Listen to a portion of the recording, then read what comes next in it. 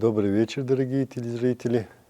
У нас в передаче «Наследие» принимает участие доктор философских наук, профессор Чеченского государственного университета имени Ахмата Хаджи Кадырова Мазаева Тамара Адамовна. Маршал Тамара. Тема нашей беседы – это чеченские традиции и обычаи. Как мы знаем, традиционное чеченское общество не имело ни князей, ни холопов. Как в таком обществе формировались традиции, обычаи? Чем они отличались от традиций, обычаев других народов? Чеченцы действительно не знали ни князей, ни холопов, то есть не было социального неравенства. Ну, имущественное неравенство было, как всегда, но социального неравенства в Чечне в обозримой истории не было.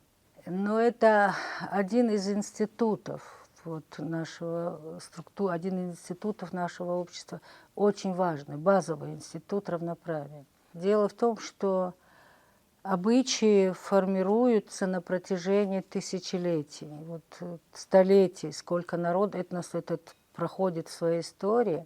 И они зависят от целого ряда факторов. Например, первый, самый главный фактор, Божий промысел. То сакральное пространство, где вашего выбора нет совсем вообще. То есть где вы родились, какой язык у вас, какая у вас антропология, какая генетика. Это все Божий промысел. Но этот промысел еще и охватывает ваш когнитивный строй, ментальный строй, понимаете? То есть у вас закладываются базовые архетипы некие, да? Это тоже та территория, где у вас нет выбора. Но затем, как говорит медицина сегодня, социализация человека и людей где-то к 15 годам заканчивается. И она тоже происходит в лоне этой сакральной территории, в лоне семьи, потому что семью ты тоже не выбираешь. То есть в жизни человека есть то, что он не выбирает. Родители, родственники, родина. А после 15 лет у человека он уже предоставлен в какой-то мере, он имеет выбор. То есть с 15 лет начинается эта дорога обратно ко дню X. На пути этом у вас всегда будет выбор, каждый день. Между хорошим и плохим, между верным и неверным, между хамством и приличием. Это можно перечислять. Каждый день мы делаем этот выбор. И в большой степени обычаи, один из таких базовых моментов, эта территория, это то, что вы не можете изменить. Вы сделаете узкие глаза, китайцем не станете и так далее. Второе – это природная ниша, в которой вы родились. Конечно, мальчик-японец и мальчик-чеченец, который родился в горах, у них другая картина мира совершенно. И обычаи тоже будут складываться под влиянием этой картины мира, обязательно. Природная ниша. Народы, которые проживают рядом, с кем вы культурно взаимодействуете, не очень сильно, но это тоже влияет. Хозяйственная деятельность, то есть этот мир, который вас окружает, в котором вам надо адаптироваться, вам надо в нем жить. Это рождает, рождает обычаи. Но мне кажется, лучше, если я на примерах это объясню. Обычай гостеприимства возьмем. Чеченцы живут в горах. Это главный Кавказский хребет. Мы прямо возле него, соприкасаясь с ним, и живем. Да? Это труднодоступные, суровые горы. Человек ожидает там много всяких трудностей, неприятностей, возможно, неожиданностей. И там есть и лавины, и там есть и обрывы. Это раз.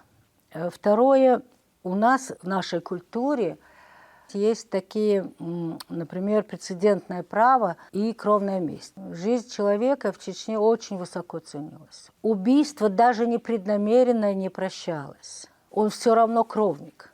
Другое дело, там какие-то вырабатывали возможности для его прощения, но все равно кровник. И он должен прятаться. Это однозначно. Были обреки, которые имели свои проблемы с властью. Царская власть пришла, другие приходили, завоеватели приходили и так далее. И вы понимаете, гостеприимство, например, оно характерно для всего Кавказа и для многих народов. Мы как бы ничего нового не придумали. Но все равно у каждого народа есть свое лица-необщее выражение, и у чеченцев имело это гостеприимство даже вот отличие от всех народов, которые рядом были. Ну, например, у нас были не кунацкие, никаких кунацких у чеченцев не было, никаких. У нас хэш цахыла, дом гостя был, и он стоял во дворе. Понимаете? Почему? Потому что в любое время и путь ночью туда мог зайти запоздавший путник, который не нашел дороги, который где-то остался. Хозяин оставлял в этом доме все, что необходимо. Он оставлял там еду, для омовения оставлял воду, чтобы он мог помолиться. В общем, все, что ему надо было. И даже некоторые хозяева оружие оставляли. Смелый хозяин дома, а вдруг ему это понадобится, он мог и оружие оставить. И вот этот обрек, пожалуйста, он мог прийти, то есть они даже ночью могли прийти туда, воспользоваться этим гостеприимством и утром засветло уйти, не создавая проблем этому хозяину. Понимаете? Будь то обреки, будь то кровники, иначе бы они и не выжили, это понятно. Кроме того, что есть ритуал приема гостя, который средь бела дня приходит, и он действительно гость, если он без оружия, и он пришел к тебе, это твой гость. Но и была и вот эта черта, то есть устройство хаешцев, куда путник, любой нуждающийся, мог зайти и утром засветло уйти, и только тогда узнавал хозяин, что у него был гость. Или, например, вот очень интересно, такой обычай у нас, вот институт ухаживания как создавался. Почему? Зачем? Как он вообще и для чего он возник? Вот чеченцы очень заботились, чтобы молодые люди создавали семью по любви, «Урбезамцы», это так и называлось. Почему так заботились? Потому что жили в жесточайших сложных условиях. Волны кочевников, я не знаю, кемерийцы, сарматы, аланы, монголы, Тимур, это все побывали на нашей земле. Потом 5 империй сюда пришло, тоже попытаясь завоевать эти земли. И посмотрите, с арены истории ушли эти народы. Нет ни алан, ни скифов, ни сарматов, ни кемерийцев. А мы есть, те, которых завоевывали, все-таки есть. Это говорит о том, что нас сохранила эта культура наша. Вот эта культура, вы понимаете, человек там, где живет, создает жизнесберегающие технологии и жизнесберегающие обычаи. Там, где будут потом расти его дети, внуки и так далее, он старается и природу сберечь, и так далее. И что такое семья по любви? Это означает крепкий дом. Как было раньше? То есть он ухаживает за ней. Там вот как наши этнографы говорят, 7 этапов ухаживания. Последний этап – это когда она дает ему залог, что она выйдет за него, и назначает время, да? И вы понимаете, он приходит и забирает ее. То есть эта девушка должна выйти замуж вот по любви, поверив этому молодому человеку, доверившись ему, зная, что он ее не подведет. В общем, то есть это ее желание должно быть, и никто этому не препятствует. Так выходили замуж. То есть, конечно, родители знали, с первого дня, как он ухаживает, в семье знали, отцу говорили, мать, например, ты знаешь, за нашей девочкой такой-то ухаживает. Тут же отец узнавал, что это за люди, говорит, нормальная семья, ничего страшного, за ними нет никакого позора, ничего. Но в день, когда она уходит, у нас же положено, что в этот день, если даже ее просили, и она уходит из дома, ни отца, ни братьев не должно быть дома. Ей неудобно, это же все-таки ситуация бехки халермадо, это перевести даже трудно. Это не то, что стыдливость, но это уважение к отцу, к мужчинам своего дома, чтобы перед ними не демонстрировать ни радости, ни уходит она в чужой дом и так далее. И вот чтобы обеспечить, я вот издалека зашла, обеспечить вот этот брак по любви, чеченцы создают 5 площадок. Неслыханно. Ведь это неслыханно почему? Потому что до XIX века включительно в Европе девушек, если нет приданной, не берут замуж. Она не может выйти, сколько литературы об этом написано. На Востоке по сегодняшний день молодой человек узнает свою супругу в день, когда вот никяха, когда уже ее привели, уже родители все решили, он ее вот узнает в эту.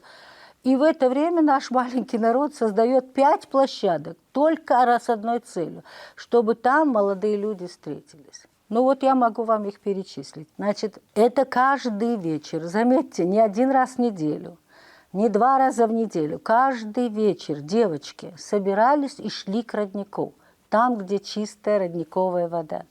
Это называется хенкверты дагари, хенисты дагари, да, по-чеченски. Девочки, почему обычно чеченская девушка, какой табу у нас есть? Молодой человек не может встречаться с девушкой наедине. Это запрещено. Это нельзя. То есть до замужества это невозможно.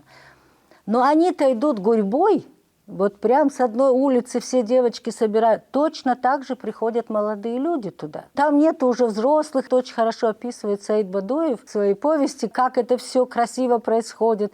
Девочки чеченки очень дерзкие. То есть каждый вечер это происходит. Нарядившись, накрасившись, девушки шли туда. И там он выбирал себе девушку, там она выбирала его, там назначали свидания. Дальше.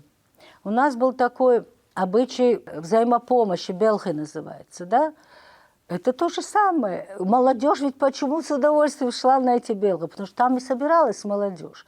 И тут он уже и больше возможностей увидеть ее имел. Как она работает, как она общается, как она разговаривает и так далее. У них есть возможность говорить, наблюдать друг за другом, то есть узнавать друг друга. Это ради этого делается. Дальше синкирам. Это вообще самая удивительная традиция. Синкирам – это в переводе, как будет сказать, радость души, ликование души какое-то. Вот, причем считалось это богоугодным делом ровно потому, что дает возможность молодым людям встретиться и провести вместе время. Как это было? Собирались в доме, в отдельной комнате. На одной стороне молодые люди, на другой девушки. У каждого тамада есть свой. И там они танцевали, там они слушали музыку, общались. Но удивительное дело, это вот догдагар, как вы это переведете? Они не могли разговаривать напрямую друг с другом. Но существовало сарафанное радио, которое носило туда-сюда послания. Взглядом он ее согревал, жестом он ее каким-то, в общем, тепло смотрел на нее и так далее. И во время танца как-то старался вот... И иногда даже просили слова и обращались. Еще одна удивительная площадка, которая давала возможность друг друга узнать. Дальше. Вот после того, например, вот там 7 этапов есть ухаживания, и вот на одном из этапов он ей говорит: Хасюгьё, говорю, ты выйдешь за меня замуж? И если она сказала выйду, это, по-моему, 5-й как раз и есть. После этого, например, молодой человек мог прийти к соседям и позвать ее, сказать: позовите ее, пожалуйста. И ее звали, и она приходила. Это называлось ирахия. И вот она приходила в этот соседний дом, или дом снохи, может быть, или соседки, или подружки, неважно. Вот он приходил в это село, звал ее, чтобы ее пригласили. Конечно, их наедине не оставляли, там была или сноха, но выходила, заходила, давала им возможность общаться. Но вы вдумайтесь, какое удивительное слово. Название этой встречи – ирахия. В переводе это будет «сидеть стоя». Как можно сидеть стоя? Невозможно, да?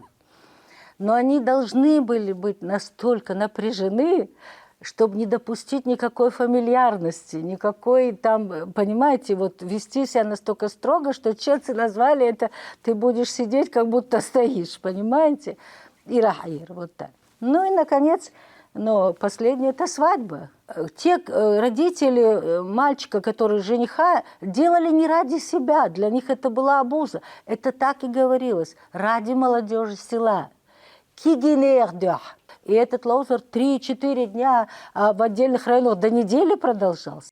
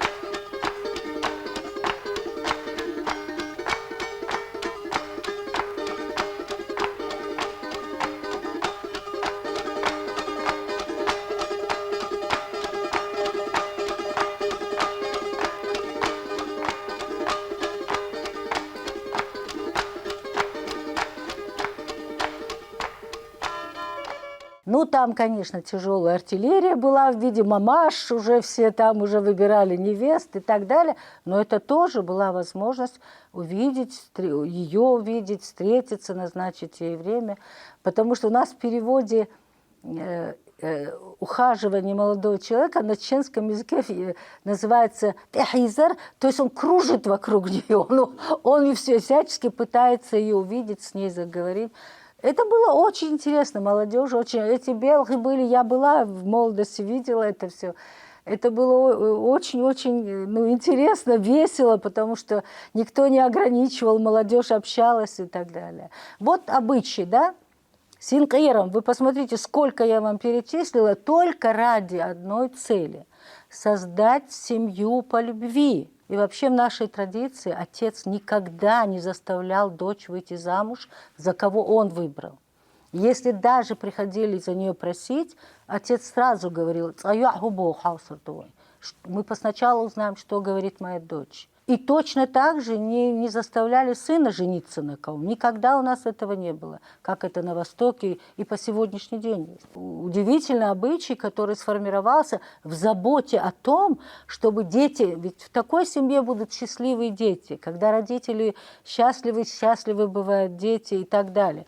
И она будет ему другом. Она не будет искать его ошибки, она будет пытаться эти ошибки скрыть. Ну, например, возможно, вы даже и не слышали. Вот это удивительное обычай, о котором я узнала. Когда свадебный кортеж с невестой подъезжал к дому жениха, ну, вы представляете, да, вышла толпа большая встречать, и там с коней слазят раньше, с кибиток там, а сейчас с машин выходят все, кто приехали с невестой. Вдруг вот в середину этот промежуток выходил старик и бросал костыль. Или выходила старушка и бросала платок. Казалось бы, что это такое?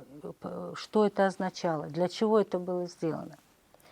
Вы знаете, это действительно удивительно. Дело в том, что Чечня – это была территория свободы. К нам бежали другие люди. К нам бежали из Дагестана, вот из-за ханского произвола. Они были рабы, это были их холопы.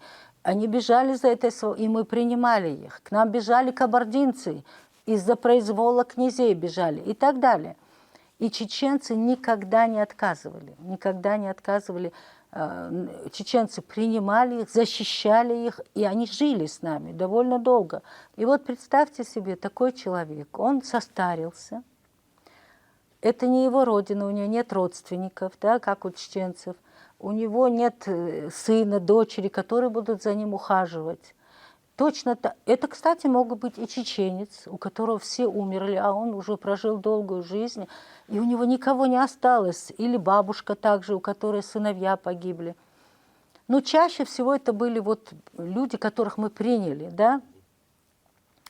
И это он бросает костыль с просьбой к этой молодой семье принять его. Вы представляете? Шат-элац Бог дуй, шат-элац. И вот Хасеев, который описал это, он пишет, говорит,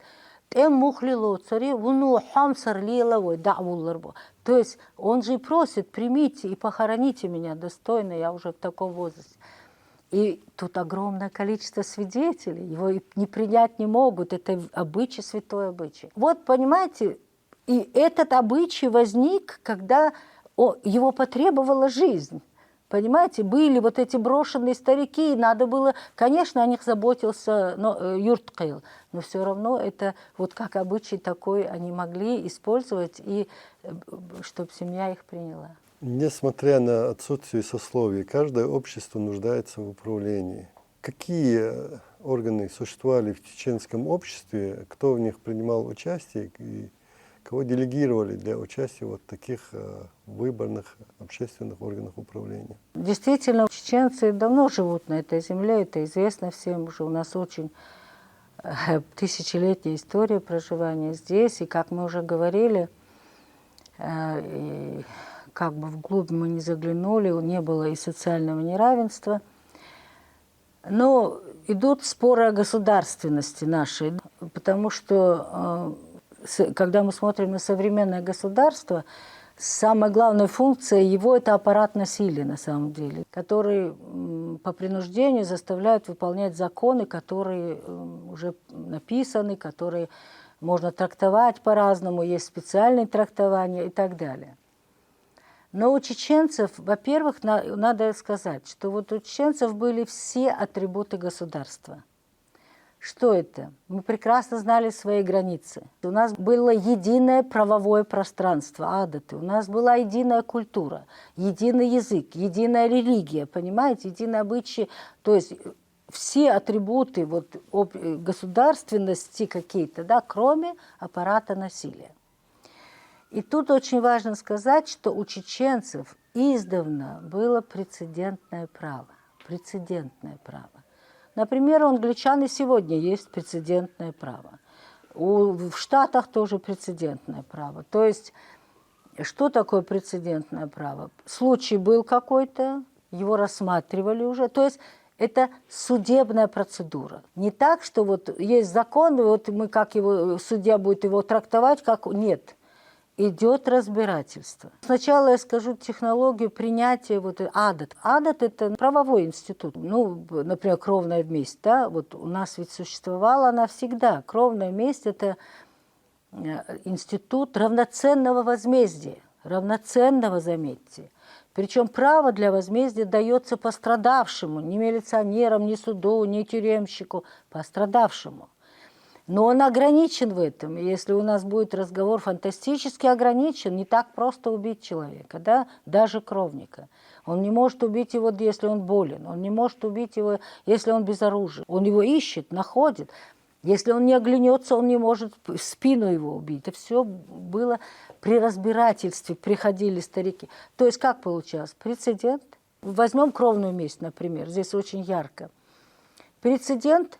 Есть потерпевшая сторона, есть сторона виноватая. С обеих сторон старики выходили. И это не просто старики, это старики бакынах. Мы так называли, есть состарившиеся канбельна, но это старики бакына, это люди, чье слово слышит народ, то есть за которыми идут люди. И самое удивительное, что обе стороны должны были согласиться, чтобы вот противоположная сторона, если какой-то из этих старик не вызывает у них доверия, они могли сказать «нет, суюка и маварин». То есть обе стороны должны были согласиться вот с этим штатом людей, которые будут проводить вот эту процедуру судебную фактически. То есть будут докапываться, а как было совершено это убийство. Было ли это преднамеренное, специально, злоумышленное, или случайно это получилось? Понимаете, у чеченцев жестко было. Смерть, вот, это обязательно кровная месть. Если убит человек, даже если он случайно его убил, он все равно должен скрываться, пока не пройдет процедура прощения. Жизнь человеческая очень-очень высоко ценилась. Вот это есть прецедентное право. Понимаете, каждый случай разбирался, потом старики выносили свой вердикт. И если это первый случай в Чечне такой удивительный был, это передавалось Совету страны Мехкел, те принимали решение, и это становилось правовым институтом, адат. То есть в следующий раз, если такое же произойдет, уже знали, что надо делать. У нас не было вендетты, это тоже надо понимать. Как в Сицилии, убей кого хочешь, нельзя. Убить можно было кюкберкистек, тот, кто убил. И только если он там по каким-то, из-за каких-то обстоятельств погиб или что-то, вот тогда на его братьев могла распространиться эта месть. И то объявляли, за кому будут мстить. Это не вендетта, не истребление просто так. Вот сейчас спокойно молодые люди расстаются. Да? Вот он женился, вот у них характеры не сошлись, она ушла домой. Или он ее отправил домой. Ничего подобного. Завтра утром к нему придут ее братья и скажут, что случилось, почему наша дочь пришла домой, что она сделала. У нас дочь принадлежит отцу, и над ней никакой расправы даже муж не может чинить. Он должен отвезти ее домой. Ни один муж не может даже при самых страшных обстоятельствах чинить расправу над женой. Вот на чеченских кладбищах, вы заметили, нигде не написано «жена такого-то» или «мать такого-то», «сестра-то», «дочь такого-то». До конца жизни эта дочь, ее кровь принадлежит ее отцу. Чеченское общежитие во многом регулировалось еще и морально-нравственными императивами. Чеченцы не боялись там, например, что им за воровство руку отрубят, как это было, например, на Востоке. Чеченцы позора боялись. У нас нет одиноких чеченцев. За каждым из них стоит его семья, его родственники, и он этим силен, это в этом его сила. Без родственников чеченец слаб.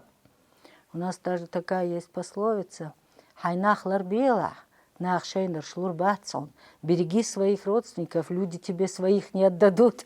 Самым страшным наказанием и было изгнание. У Аптеби Султановой есть такие стихи, что «Халамни оганаш низдеш, турпал бягна чуакенти дуа». То есть, опираясь о горы, спиной наши мужчины были сильны. Это и есть, гора это и есть и твои родственники, и сама гора. Было прецедентное право, и я считаю, что оно было очень справедливым и берегло наш народ. Каждый чеченец знал, что за любое преступление ему придется ответить, если это будет преступление. Тамар, вот кроме Мехкела были еще институты управления в чеченском обществе? Конечно, это же вершина. Мехкел – это совет страны. Вот гора Киетшкорт, они собирались, причем там очень удивительно было устроено, насколько мне известно. Например, чтобы принять какое-то решение, все должны были быть согласны, вот все. И тогда это становилось правом на всю Чечню. У каждого села юрт кэлхэла, то есть совет села был. Причем это был самый действенный институт. Все проблемы села решали вот эти старики. У нас, вот может быть, мы коснемся этой семьи, там вот у нас 4 возраста было, и вот Юк-Ястер-Дуй, когда старик снимал оружие, потому что чеченцы были же вооружены тотально все, и он уже, это редко бывало, что они снимали, но тем не менее эти старики не уходили, они не бездельничали, они как раз вот входили в этот юрткел, маслат деш ушхил, дикаво, низ деш ушхил, вот они все время были очень активны, наши старики. Молодежь им беспрекословно подчинялась. Вот сломался мост, надо починить, надо уборку-то какую-то реставрацию на кладбище сделать. Старик просто вот отмягкал говорил, и молодежь за ним шла и делала все, что он говорил. Дальше был Тейпан Кэлхэлла. Более серьезные вопросы решал Тейпан Кэл. Если уже вообще вопрос войны, мира, помощи ближним соседям, вот в контексте хочу сказать, Чечня, чеченцы никогда не посягали во всей своей истории ни на чужую свободу, ни на чужую землю. Это очень важный момент. Этим немногие могут похвастаться. Никогда чеченцы не посягали ни на чужую землю, ни на чужую свободу. Никогда. Чеченцев за помощью обращались. Но сами чеченцы никогда на чужую землю не посягали. Большие вопросы там, или, например, там 2 села, какие-то проблемы по земле получились, или очень сложное было кровопролитие, кто его знает, могли подать и в Мехкел, очень сложные вопросы. А так решались на уровне юрткел, то есть совет села и совет тейпа. Эти вопросы закрывались. Вы знаете, что такое завещание? Завещание пишут во всем мире, и у нас тоже весет кехт есть. Но в этом весет кехт нет ни одного слова про имущество. Там есть только одно, кого он оставляет после себя во главе семьи. Чабик Алвешвал, Кантон упоминает. Вот, он может сказать, позаботиться о сестрах. И, например, я вот слышала завещание зачитывают же, весет кехт, дамадюш, среди людей. И вот, умирая, например, он пишет, обращаясь к своему сыну, он говорит: «Исакоиш содин волшен ойхас кукерте аиш сгаласун дуалвающаться». То есть он говорит, если я уйду из жизни, если мои сестры не смогут так же спокойно чувствовать себя и приходить в этот дом, это их дом, запомни, ты не сможешь предстать передо мной вот с поднятой головой. Вот. Ну об имуществе, а почему нет? Потому что адат определяет. Ничего не надо говорить. Младшему сыну достанется отцовское имение. Старшие сыновья уйдут из дома, будут себе гнезда создавать. Дочь имеет полное право, если не сложилась жизнь, не по разрешению брата, полное право. Она к отцу идет в дом, которому она принадлежит. Она может вернуться. Я слышала, как осуждали одного, который продал отцовский дом. Ему сказали, это будет виноводчик, это долдарцига. Понимаешь? Еще нерожденные сыновья этого дома имели право на эту землю, ему сказали. Свой дом, который ты купил, ты еще можешь, но отцовский дом продать нельзя, потому что он остается вот колыбелью, пока вот из жизни не уйдут дети этого дома. Правовой институт покрывал всю Чечню, и это было прецедентное право, и что бы ни случилось, чеченцы знали, что надо делать. Здоровое и крепкое общество – это в первую очередь здоровая и крепкая семья. Да. Расскажите об институте семьи, чеченской семьи, как она создается, как эта семья функционирует. Семья – сакральной территории, которая имеется. Семья – это очень важно, это очень важно. Вот то, что сейчас в мире происходит, это, в общем, это коллапс будет мира, потому что именно семья – это условие существования человечества. Вот как вот Аллах что говорит: «Я создал вас племенами и народами». Этот мир состоит из семей, и это продолжение жизни должно быть в семье. Для этого этот институт создан. Чеченцы культивировали мужской генотип. Почему я все время о мужчинах говорю? Как бы в центре нашей культуры все-таки стоит мужчина. Мужчина – это он защищает, он обеспечивает. Жена, дети, они за его спиной. У нас даже есть выражение такое: ну, не прострелив меня, не попадет в вас. То есть, да. Он главный, и даже у нас женщин похвала бывает. Это мужские качества, и женщину эти качества тоже ценят. Первое беспокойство о семье, чтобы супруги создали эту семью именно по взаимной симпатии, по взаимному чувству. В этой семье ребенок родился, который, вот мальчик, например, вот будем говорить о ребятах, да, в 15 лет у этого мальчика заканчивается материнская кровь. Кровь, которую мама ему дала при рождении, она ему притервяльчи. Откуда это чеченцы знали, я не знаю, но они праздновали этот день, объявляли скачки, молдюш, молитвенные песнопения, вот эти наши зикры были и так далее. Вот и социализация ребенка вот, происходит, а социологи говорят, что в 15 лет полностью сформировался вот характер и картина мира этого ребенка, понимаете? То есть его когнитивность, его менталитет, вот особенности этого, вот базовые характеристики его ментальности, они уже к 15 годам формируются. И в 15 лет это уже возраст, когда как бы полностью вот он уже с собственной кровью. Чеченцы праздновали этот день. Ну, сначала я хочу просто особенности чеченской семьи отметить. Ну, общее место, все знают, что чеченцы при людях никогда не ласкают детей. Не то, что не ласкают, отец даже не смотрит в сторону детей и не обращается к ним. И мать очень сурова, там есть дедушки, бабушки. Это бехкехаларду, это вот тоже один из... У каждого народа доминантные ценности есть. Вот ойхасцавалар, бехкехалар. Это то равноправие, нисохалар. Вот это то, если это пропадет, чеченцев не будет. Это самое главное у нас. И вот это ойхасцавалар, то и вот удивительный институт. То есть даже перевести это трудно, не переступить черту, грань, после которого ваше общение становится уже некомфортным. Нельзя, даже в шутке нельзя переступить грань. Причем чеченцы это очень хорошо знали. Между отцом и сыном, между матерью и дочерью, между младшим с братом и старшим есть грань, которую нельзя исчаться, понимаете?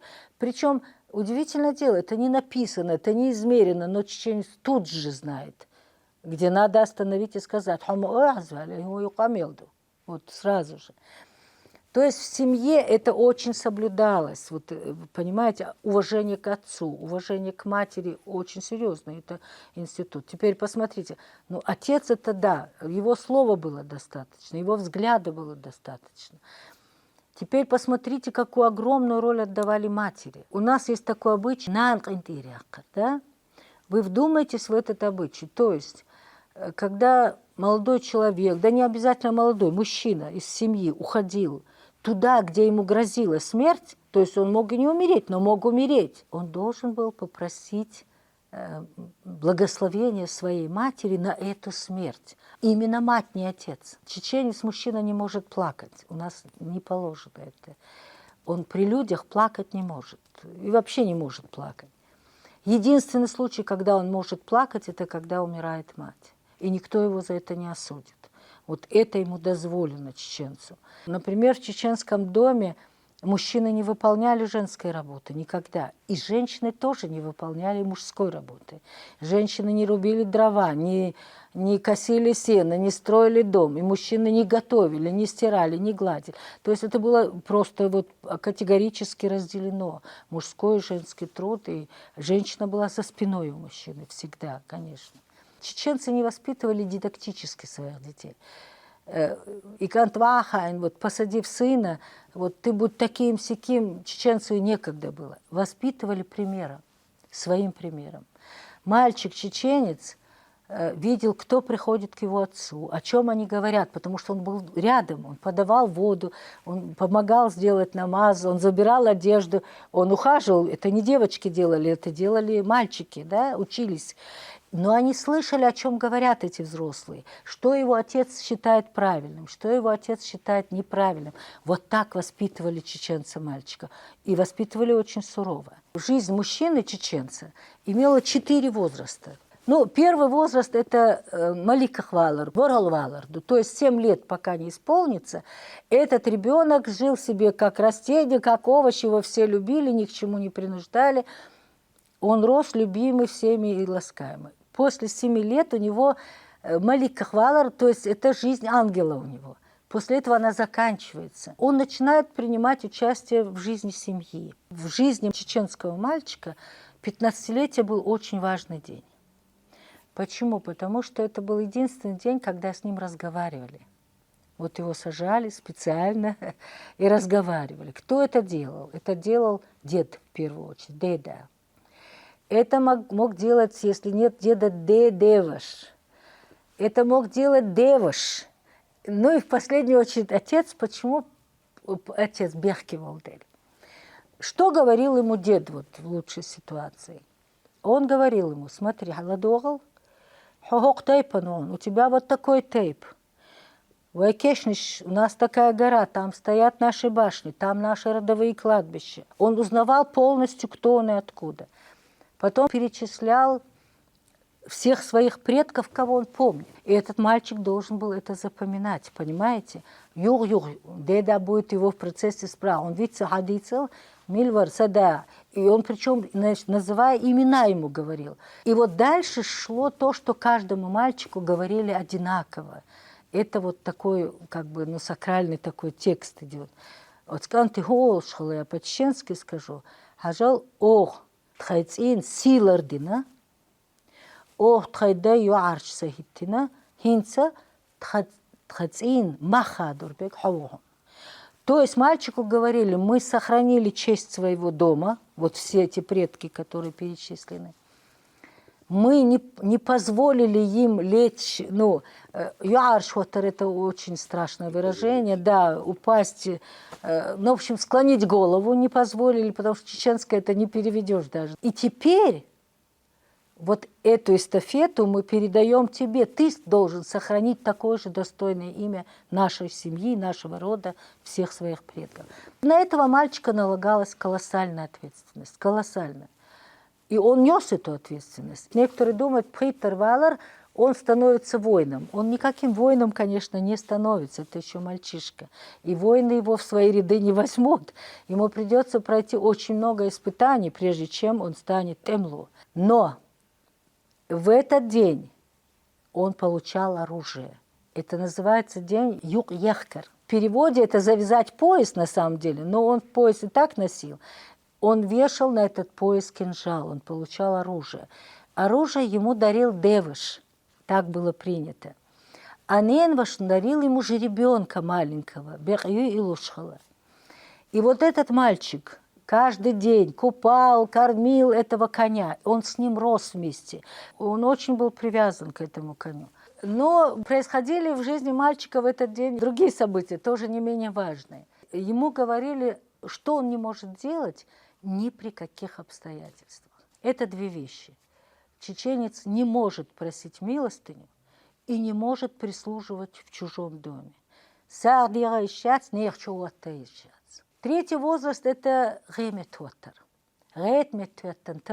Это где-то 43-44 года. Самое главное тут было для чеченцев то, что он уже может иметь семью, или имеет уже семью, и может отвечать перед обществом за свою семью. И отцовскую, и сестер, за своих сестер, за младших братьев. Это время тетантагу. И этот возраст продолжается вот до 63, 60. В 63-64 года могли уже развязывать ястердуя. Развязать пояс, снять оружие, это я не воин, уже все, он не воин. И он не будет уже ни объектом, ни субъектом кровной мести. Безоружных чеченцы не убивают, это исключено, это большой позор.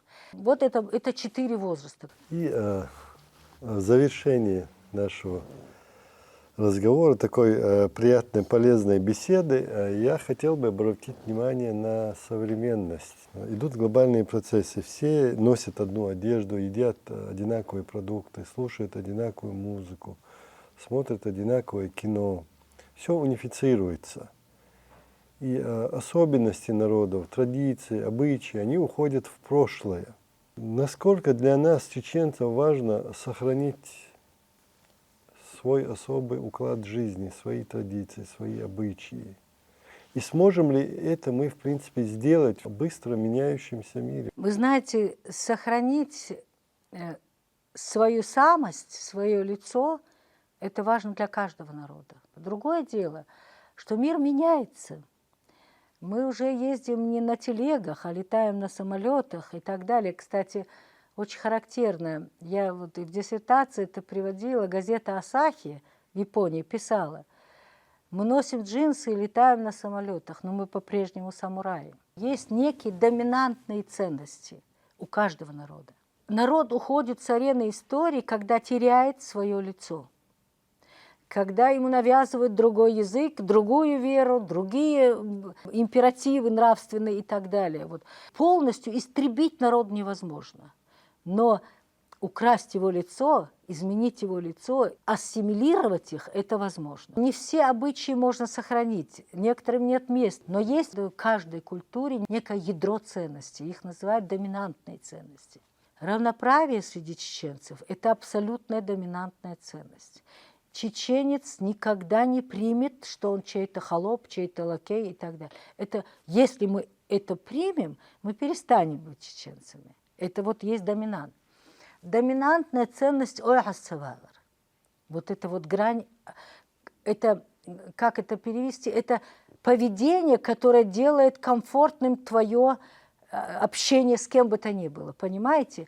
Вот доброжелательное, толерантное поведение. Дедре Схилтамар, все очень интересно, все очень познавательно, несмотря на то, что все это знакомо с детства, тем не менее, когда ты слушаешь, понимаешь, что все-таки наши предки были это особенные люди, они для нас оставили такое богатое наследие, Да. связанное и с обычаями, и с традициями, и взаимоотношениями между людьми.